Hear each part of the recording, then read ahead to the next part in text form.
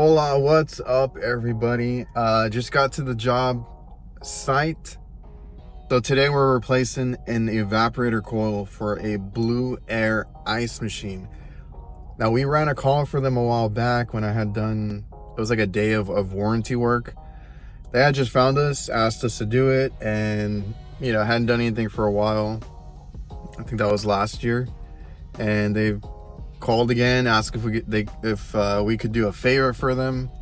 So we're gonna do this replacement because I believe the old one, I guess it got checked and recommended, it's under warranty, all that. So it had a splitting evaporator plate. So this is an ice machine that is very, very similar to Hoshizaki. So it seems simple enough, but those are always the ones that I'm worried about. You just gotta take off all the panels. There's 2 connections, unsweat those, remove the top part of it, put the new one in, slide it in. The only thing he mentioned to me a couple of times was make sure that I had a high side port. So I'm not sure if it doesn't have one. We'll see how we can recover it. I didn't even check because I came the other day to talk to them, or I've put it off for a little bit. Because when I came to talk to them, they said that it was working. So I guess this is just like changing out a defective part, but the unit's actually been working. So kind of put it off for a while. Now I can load up and start disassembling it before they open. Oh,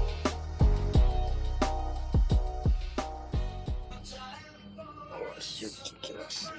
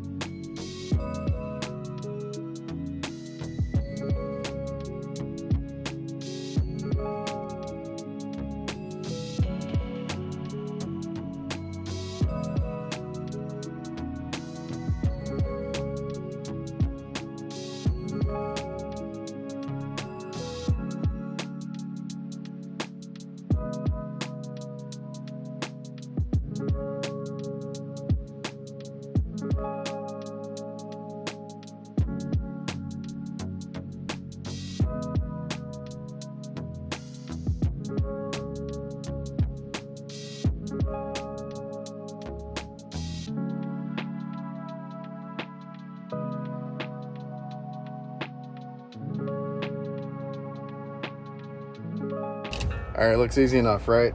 They're worried just about me finishing before they open. I got most of it out. It's just brazing after this. I'm gonna recover as much as I can because it only has one port. And it only takes like 14, 15 ounces, I forgot what it said, of 410A. So I'm gonna take out as much as I can. And then if I let out a few ounces, it has to be done. I'm just trying to hurry.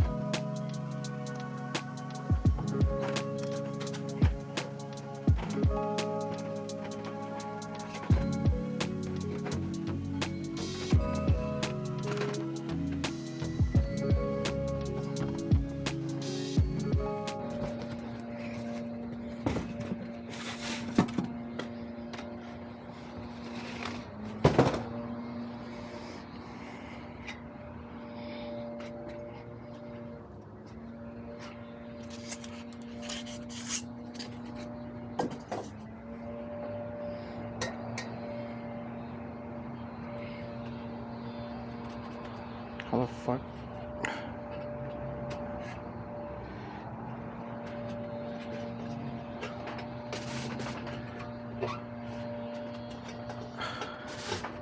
Oh, motherfucker. Oh my god, that's bad. Shit.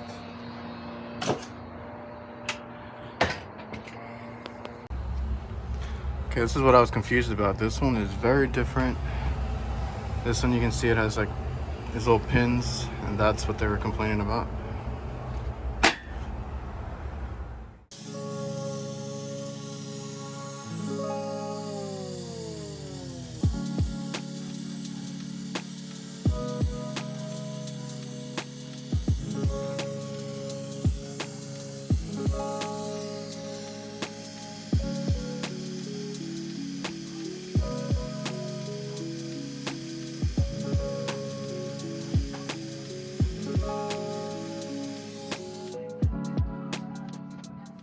So they actually had a reducer on that filter dryer. It's a 3/8 dryer, so I'm gonna have to make my own little coupling right there to connect the other side, because I do have a 1/4 inch. The line is 1/4 inch.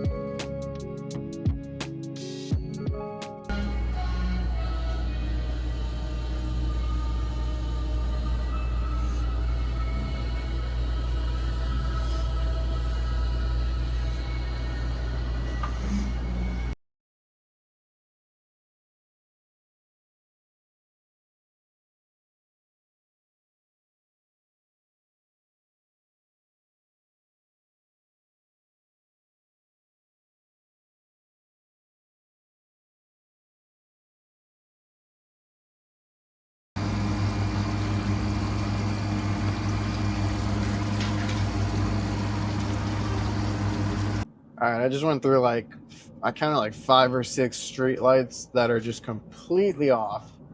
It's a nightmare to get through. See city workers everywhere, so I don't know what's going on. Anyway, I stuck around to make sure that it made ice. I timed it. I did all that stuff that I usually do with ice machines, and it worked. I got out right before their lunch rush. I just cleaned everything as best as I could, sanitized. I usually, with ice machines, I have a bottle of like sanitizer, diluted, just to wipe it down and all that from what I touched. That was a warranty call. I got called in by BlueAir, replacing an evaporator coil, and I'll show you guys again the old one that was split, and it looks like they've changed the design. They did send me over like a how-to video. It seems simple enough. It was all simple, but the hardest part for some reason, and sometimes that's why you see me, maybe I don't change out a dryer on a newer system, right?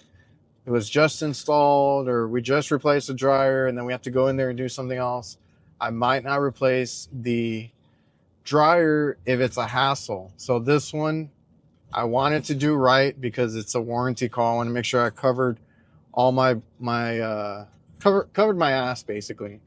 And essentially, you know, replacing a dryer or something when you open up a system and all that. And when I went to go replace it, for some reason it went smooth, but for some reason that inlet of the dryer, the pipe that I had coming in, it was I believe a 3/8, you know, coupling to the dryer that was a 3/8. I didn't know it was a 3/8, so I got a 1/4 inch because the rest of the line said it's 1/4 inch. There must have been some oil residue or like trapped oil in that area where it just kept giving me a flame. Like I was trying to, there was nothing in the system except my nitrogen. And no matter what I adjusted it to, or even when I turned it off so I could let it breathe out, it kept throwing out, once you heat it up, I kept throwing out a flame. So it kept giving me a big hole.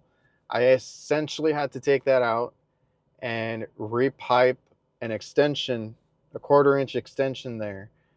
I still had to reuse the same dryer that I had already been, you know, burning up because that was the only 1/4 inch I had. I had bought a 3/8 as well, but I didn't want to make that. I would have to like reduce it somehow.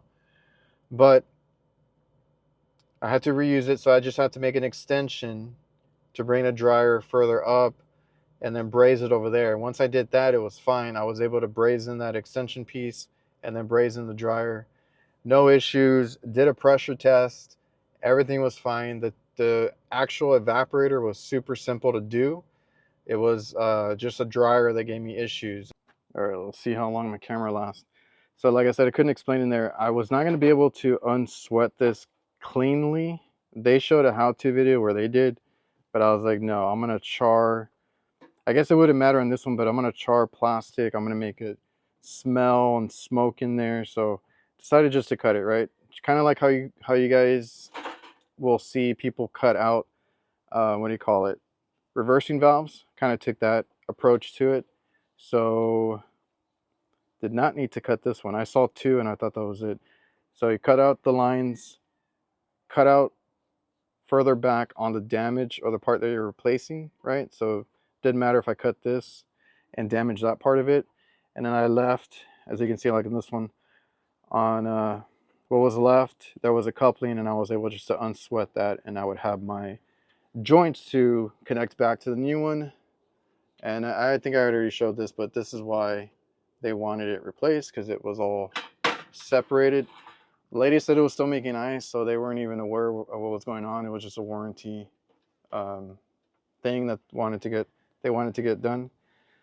So pretty simple. If you guys have worked on Hoshizaki and you come across a BlueAir, it's identical. The water float system, the water pumps, essentially the whole thing, same style. And then you got this these plates for your evaporator, and that's where the water cascades over. So it goes up through the top, and as it trickles down, all this is basically frozen and frosted, makes the ice on the outside. Once the water reaches a low enough level to trip that float, trips the harvest cycle, and then drops ice. Pretty simple. All right, so hopefully you guys enjoyed the video, got something out of it. That camera that I had strapped to me, it started acting up, so I didn't get to record much after the fact, or whatever you guys saw. I did just order an updated one, so I should be able to record more, longer, and in actual full 4K, because that's an old camera that I use to record indoors. It's not the same one that I use. I mostly use my phone on the roof or a action camera, but I can't take that inside. It's too much in the person's face. So also take care of yourself. I got to check how bad. I took skin off, but luckily no veins were hit or anything. So be careful. Take care of yourselves. Cover yourselves. Remember to like, comment, subscribe, all that good stuff. See you guys.